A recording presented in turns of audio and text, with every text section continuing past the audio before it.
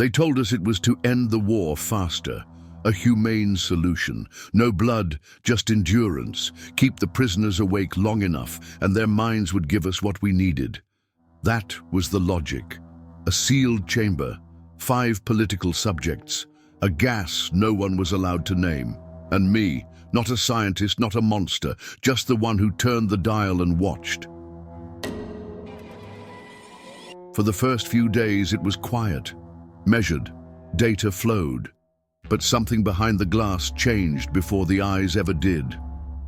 You could feel it in the humming lights, the way shadows started hanging wrong on the walls. I was supposed to document, record, remain separate, but the chamber doesn't care where you stand. What I'm about to tell you was erased, buried, and maybe you'll wish it stayed that way. The room was never meant to look human. Steel walls, seamless seams, a single slit of glass running the length of one side. Inside, 5 men who were already broken before they were chosen. Political undesirables, dissidents, former soldiers with fractured loyalties, the kind of men the war had used and discarded. We were told they volunteered. I never believed that. A low hiss marked the moment the gas was introduced. The formula was classified. All we knew was its purpose, to suppress sleep indefinitely. The scientists called it suspension. What it did was strip them of rest, minute by minute, a countdown disguised as alertness. At first, they joked. One paced in circles, another sang off-key lullabies to mock the guards. They laughed too loudly, as if trying to drown something out. I watched from the other side of the glass, taking notes on their posture, speech, hydration levels. My hands didn't stop shaking until the 3rd day. They stopped laughing around hour 48. Speech slowed, pupils dilated. One began muttering prayers, not in Russian, but something older, phonetic, rhythmic like ritual. Another scratched behind his ears until blood dotted the collar of his uniform. Still, we were told, keep observing. Keep the gas constant. This was the threshold. By hour 72, one subject had not blinked in over 5 hours. The camera zoomed in on his eyes, wide and glassy. He didn't flinch under the light. His mouth hung open just slightly, as if halfway through a thought he'd forgotten to finish. His fingers twitched in patterns I couldn't decode. They started whispering, not to us or to each other, but to the corners of the room, to the spaces between the metal panels. Their lips moved in silence, or too quietly for the mics to register. We increased sensitivity, still nothing but static. Still, we transcribed the movement, guessing at fragments. He watches. The skin remembers. No return. One stood at attention for 12 straight hours, eyes forward, barely breathing. He urinated on himself without moving. When the lights flickered, he smiled, not at us, but at the ceiling. The head scientist, Markov, chalked it up to stimulant overload. This is the edge, he said. Their minds are simply unmasking. But I started seeing it differently. The way they moved wasn't erratic. It was deliberate, synchronized, almost reverent, as though they'd found something inside the sleeplessness. Or perhaps something had found them. On the 5th day, one of the subjects began laughing. Not abruptly, not manically, but slowly, as if remembering a joke from a different lifetime. He didn't stop for 6 full hours. The sound crawled across the intercom, neither loud nor soft, just persistent, like a tick beneath the skin. He coughed blood on the floor and didn't notice. Another simply stopped speaking. His journal, we'd given them notebooks at the start, began to fill with spirals, numbers, backwards Cyrillic. He wrote until his hands cramped and then used his own blood. When we tried to remove the notebook, he screamed until the glass vibrated. Markov refused to open the chamber. This is the most productive window, he insisted. Let it run. We stopped seeing them as people. The names became numbers again. They moved strangely on camera, not quite out of sync with time, but delayed, like an old reel slightly off track. Sometimes they appeared closer than the lens suggested, sometimes farther. I stopped trusting the footage. I requested rotation, denied. On the 6th day, I found one of the assistants crying in the observation booth. I asked why. He handed me his notes, shaking. The last line was underlined 3 times in dark graphite. They aren't staying awake. They're being held by something. I arrived to the observation room early that morning. The hallway felt heavier. I thought maybe the ventilation had failed overnight, but everything registered normal. Filters steady, air pressure constant. Still, I felt something pressing just beneath my skin, like the kind of silence that waits to be broken. Inside the chamber, the men were different, not just exhausted or wired, altered. Their postures were sharp now, like the architecture had changed them. One was curled in a fetal position, eyes wide open, mouth silently mouthing something I couldn't hear. Another sat on the far side, rocking back and forth, his hands clasped in prayer, or perhaps mimicry of prayer. Then the murmuring began. One of them, the smallest of the 5, Subject 4, started to whisper. I thought it was gibberish until the rhythm caught my attention. It was a children's rhyme, a lullaby, but the words were warped. The cadence off, like he was hearing a different version in his head. Tuck them in and shut their eyes. They'll forget the dark was ever outside. He repeated it, over and over. No inflection, just transmission, like a message being relayed. The others didn't seem to notice, or maybe they were ignoring it. Subject 2 was bleeding. He dug his nails beneath the wall seam. We weren't sure how. The steel panels were smooth, industrial, but he'd wedged his fingers under the edge, tearing off nail after nail with mechanical persistence. Blood pooled in perfect lines. He looked down at it like a sculptor admiring his work. Markov made notes. I couldn't. I watched the others instead. They had all stopped blinking. 5 men, eyes fixed on the observation window, motionless, locked in position for 30 minutes straight.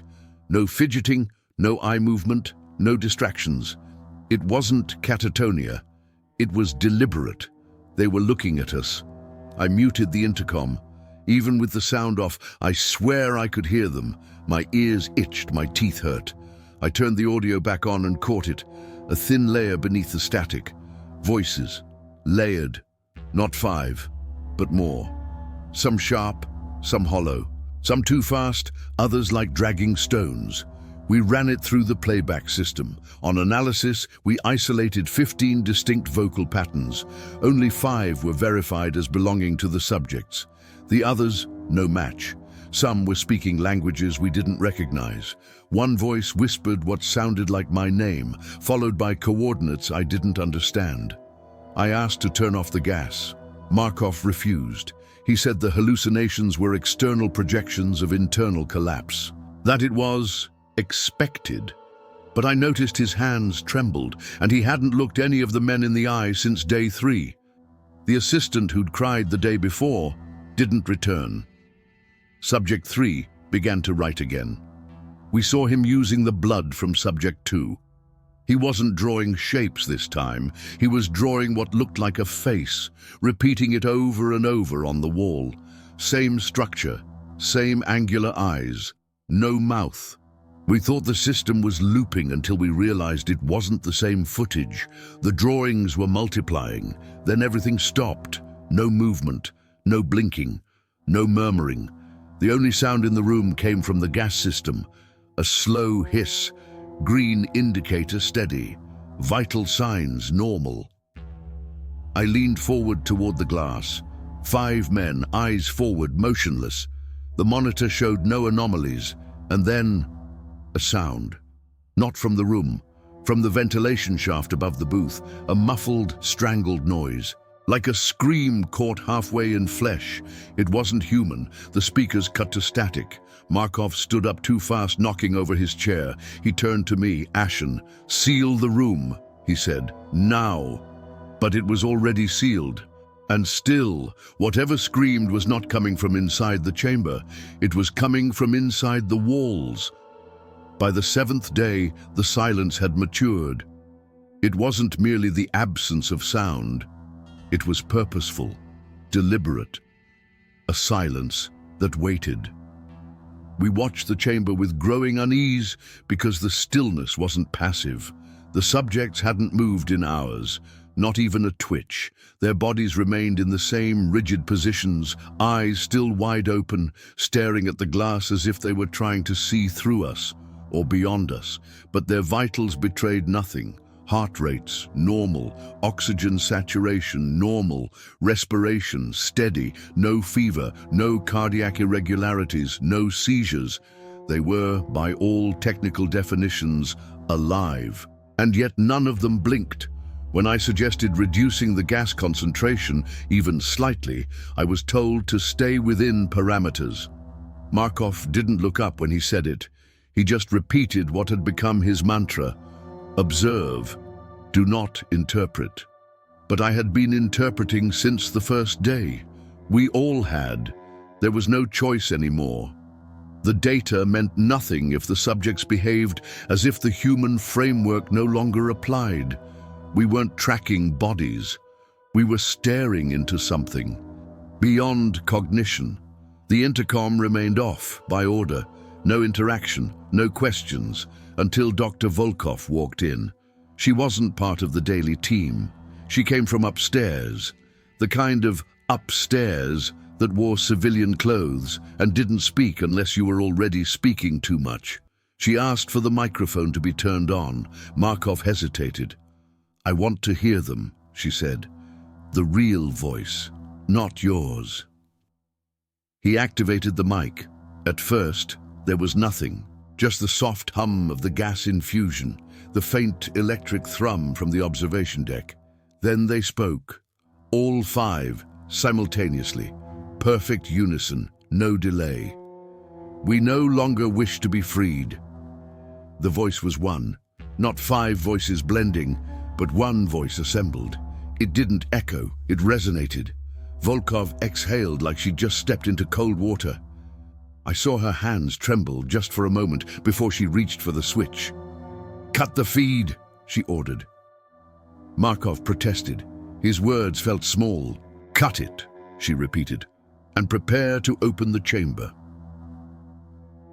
There was chaos in that decision, not because it was risky, everything we had done was risky, but because we knew, without needing to say it, that what we were about to see could not be unseen. The gas was vented. The chamber lights flickered once. The fans roared as the pressure shifted. We watched through the observation glass, eyes wide, breath held, as the mist inside began to clear. It wasn't mist.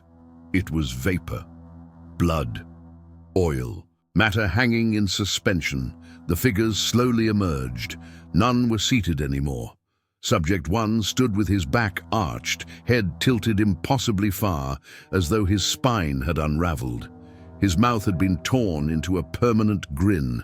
No lips, no jaw, just teeth in an exposed snarl, yet his eyes were bright, alert. Subject 3 was propped against the back wall, surrounded by symbols drawn in bodily fluid. The marks pulsed. Not physically, but perceptually. They moved when we didn't look directly at them. His abdomen was missing, not opened, absent, and yet his chest rose and fell. Subject 2, the one who'd whispered the lullaby, walked toward the glass. His gait was broken, one leg trailing, arms limp at his side. He stared at us with a calmness I couldn't place, and then he smiled. Despite the fact his cheeks had been torn away, they were alive. But they were not surviving. They had crossed something, a threshold. When the external door opened and the hazmat team entered, none of the subjects reacted violently. In fact, they welcomed the approach, reaching out, touching the suits with reverence, almost like recognizing an old friend, until Subject 4 spoke. His voice, barely audible, gurgled through a throat thick with fluid. "You can't take it back. We are not in there anymore." One of the soldiers vomited inside his mask. Volkov turned away. "And me?" I stared. Because for the first time since we began, I wasn't horrified, I was captivated. They were mutilated, deformed, torn from everything we knew about biology. But they were awake, present, not lost in madness. No, what I saw wasn't madness. It was clarity I was never meant to witness. I volunteered to speak to them, not out of bravery. By then, it was compulsion. A quiet itch behind my eyes. Something that wouldn't let me walk away from the chamber. I told them I needed language samples, clarity, an explanation for the military report. But I was the one being observed. They sat where we placed them, restrained, hydrated, impossibly stable for their condition. They blinked less than once a minute. When I asked Subject 2 if he could hear me, he replied without turning his head, "You lowered the volume. That's not the same as silence." I asked him what he remembered. His eyes rolled slowly toward me. Dried blood crusted the edge of his mouth, but he spoke clearly. "The sleep kills us faster than death. You think it's rest, but it's erasure. You close your eyes and parts of you fall away." I asked him what the gas had done. He smiled. "It didn't wake us, it left the door open." I tried the others. Subject 3 just repeated a single word. Again, again, again. His pupils tracked a pattern on the ceiling only he could see. When I leaned closer, he whispered something I still don't understand, but Subject 4 was coherent. He said plainly, "We were awake before the war. You just gave us permission to remember." The sentence shouldn't have made sense, but in that moment, it landed with the weight of memory, as if he'd told me something true. Later that night, Corporal Dmitri was found in the storage room, sitting against the wall with his eyes wide open, hands clenched around his rifle, which he hadn't fired. He was muttering the same lullaby we'd heard on day 5, only slower, reversed. We hadn't assigned him to the chamber. He'd only watched the footage. He was sedated, restrained, transferred, but I noticed it then. The crack was no longer just inside the room. It was in us, behind the cameras, in the walls. I reviewed my own notes from the past week. They didn't read like mine. The handwriting was mine, but stiffer, angular, like someone copying my style with unfamiliar fingers. The phrasing was off, half sentences, thoughts I didn't remember thinking. Diagrams of something curled and endless, labeled in symbols I don't recognize. There was an entry dated 2 days from now. It ended with, "We don't dream anymore. We remember too much." I confronted Markov. He looked tired, paler, said he hadn't slept in 3 nights, said he didn't want to, said he was starting to hear things clearly now. We were all unraveling, but I kept going back in. Subject 2, the one who'd first spoken in unison, was now the most lucid. He asked for the gas again, politely, said they couldn't survive this much remembering without the veil. "The world outside this room is forgetting you," he said, "but you're still here, with us. That's all that matters." I asked him what he meant. "Sleep cleans the mirror. You gave us the stain." Before I left the room, he leaned forward, strained against his straps, and whispered, "You've stopped sleeping too, haven't you?" I didn't answer, but I knew he was right. At first it was just avoidance. I told myself I was working late, compiling data, securing reports. But the truth was simpler. I didn't want to sleep.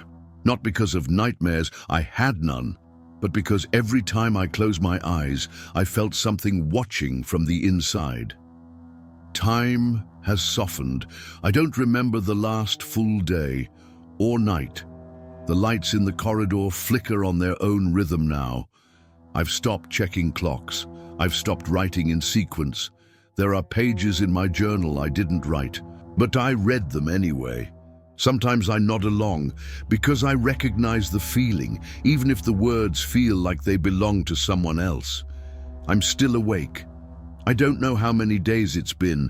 I just know the thought of sleeping feels hostile, like turning away from something that has finally opened its eyes. They moved the entire experiment to a new location. Officially, it was a matter of containment. Safety, they said. The chamber had compromised structural integrity. But I knew the truth before they said anything. The effect wasn't in the walls, it was in us. We carried it like a virus. A silent rhythm stitched behind the eyes. The new facility was underground, colder, metal corridors with no visible end. The lights were constant now. No cycles, no shadows. Just sterile white illumination that made it impossible to tell if it was morning or midnight. The survivors were sedated and isolated in sealed compartments. But containment was a lie. One of the technicians, a quiet man named Petrov, stopped reporting for his shifts. When they found him, he'd wired a camera to face his own bed and left a note. "I'll sleep when I'm watched." He wasn't alone. 3 others requested surveillance in the sleeping quarters. One said he didn't trust his dreams anymore. Another said the silence had voices. We had protocols for gas leaks, mutiny, sabotage. But not for this. And then I found the mirror room. It wasn't on any schematic. I'd wandered further than usual, following a hum that pulsed like a heartbeat. Past locked doors and medical stations left eerily empty, I found it. A sealed observation room with mirrored walls. No markings. Just a keycard slot that accepted my ID without hesitation. Inside, it was colder. The air pressed against the skin. The light didn't flicker, but it felt wrong. Too even, too shallow. And in the center stood a figure. Still, facing me, my height, my build, same coat. Same burn mark on the right wrist. It didn't move when I did, didn't mimic. It just stood there, waiting. I blinked once and its head tilted. I backed out slowly. The door didn't hiss shut behind me. It remained open, like it wanted me to return, like it knew I would. Later that night, I heard the intercom crackle. At first, I thought it was a routine announcement, but then I heard my own voice. Reading from a report I never wrote, reintegration initiated, subject reactivity elevated, phase shift expected within 48 hours. I searched the logs. There was no such message recorded. No one else had heard it. I stayed awake, listening. At 3:17 a.m., the speakers played another message. He has seen the reflection. Return is now inevitable. I confronted the supervisor. He handed me a sealed envelope with a single phrase stamped in red: reintegration, level 1, complete. There were no signatures, no instructions, just my name in block letters, a time, and a room number. It was the same room, the mirror. I resisted. I yelled, demanded explanation, protocol, documentation. But there was nothing to stand on, no reality left stable enough to argue with, no chain of command that still followed a human voice. When the guards came, they didn't use force, they didn't need to. I walked. The corridor echoed with my own footsteps. Too loud, too distant. The glass door slid open as if expecting me. And the room, it hadn't changed. But the figure inside had. It was me, not just in shape, in motion. It raised its hand as I did, tilted its head in perfect time, but its eyes, they weren't mine. They were hollow, not empty, just vast. Like all sound had collapsed behind them. A whisper filled the room. This time, no gas. I turned to leave. The door was gone. There was only the mirror and the echo of breathing, not mine, but near. I reached out. The surface was not glass. It gave, and I stepped through. I no longer know how long I've been writing this. I leave pages scattered to trace my thoughts, but when I return, they're gone. Sometimes replaced by others I don't remember writing. The ink is always mine, the paper always familiar. But the words, they feel like someone is guiding my hand in sleep. If I sleep. They call me by a number now, not a name, not a title, just 0. I asked one of the guards once, half laughing, half pleading, "Is that a rank?" He didn't blink. He didn't speak. He just tapped twice on the glass and walked away. At night, or what I think is night, a soft voice plays from the ceiling. It's mine. Patient Zero submitted himself for extended exposure, waiving all preconditioning protocols. I sat there, breath caught in my throat, as the voice detailed dates, consent forms, biometric readouts, all signed, all verified. The tape ends with the sentence, "Subject remains responsive, but no longer recalls original identity." That was the part I couldn't take. I begged to see the archive. I demanded the recordings of the chamber, the original ones, not the polished summaries in black binders, but the raw footage, before the edits, before the classification stamps. They let me in. One screen, one tape, one chance, they said. The image was grainy, time code in the corner, blinking unnaturally, a camera angled downward into the sealed observation room. 5 men sat in separate corners, young, restrained but not yet broken. One was pacing, one was laughing to himself. One scratched the wall like it was paper. One stared directly at the lens, unmoving. And the fifth sat cross-legged, writing something on his palm with a fingernail. When he looked up, I felt cold ripple through my chest. It was me. I stopped the tape, rewound it, froze the frame, leaned in so close my breath fogged the screen, same scar above the eyebrow, same crooked alignment in the jaw, same expression I'd seen in the mirror every morning before all this started, before I thought I was a technician, a doctor, a witness. But I wasn't the observer, I was the subject. The memory came back like a snapped cable. A flash, a face, a door closing, the gas hissing in, the promise. You'll understand when it's time. I thought I left the chamber, but maybe I never did. Maybe this, the labs, the walkways, the false titles, was the continuation. A hallucination permitted by the experiment itself. A coping structure built by a mind forced too far from sleep. I found the mirror again, or maybe it found me. The frame was cleaner now, the lights dimmer, the reflection imperfect. 5 figures stood behind the glass, motionless, watching. One stepped forward. He had my eyes. He smiled, and then I heard it, not aloud, but in that soundless place behind the mind. You never left the chamber, you just learned to speak from the outside. I woke up screaming, but I wasn't in a bed. I was at the desk again, surrounded by pages, all blank. Only one line was written, scratched so deep into the paper it tore. I stayed awake too long. I no longer know if I'm inside or outside.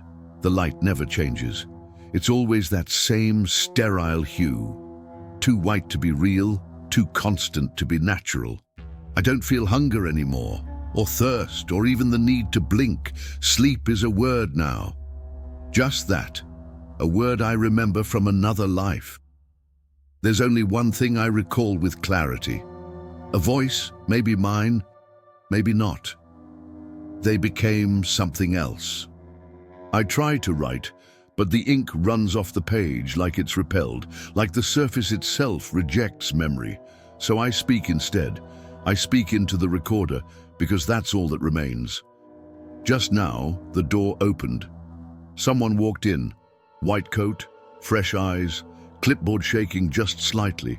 A new doctor, a new start. I said the only words I trust anymore. And if you're listening to this, maybe you're already breathing the same air.